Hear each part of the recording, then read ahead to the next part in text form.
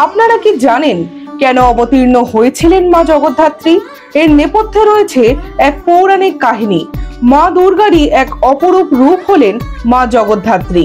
নদিয়ার কৃষ্ণনগরের রাজা কৃষ্ণচন্দ্রের হাত ধরে প্রথম শুরু হয় এই পুজো। তারপর চন্দননগরে ইন্দ্রনারায়ণ চৌধুরীর উদ্যোগে আজ তা জগৎ বিখ্যাত। জগৎকে ধারণ করেন বলে তিনিই জগদ্ধাত্রী, তিনি ত্রিনয়না, তিনি সিংহবাহিনী, আবার তার হস্তে শোভিত হয় অস্ত্র। পুরাণ মতে মহিষাসুর বধের পর দেবতারা অহংকারী হয়ে উঠেছিল। তারা মা দুর্গার ক্ষমতা ভুলে অহংকারী আচরণ করতে শুরু করেছিল। এমতা অবস্থায় তাদের অহংকার অর্থাৎ দর্পকে চূর্ণ করতে এবং সঠিক পথে আনতে মা দুর্গা মা জগদ্ধাত্রী রূপে অবতীর্ণ হন।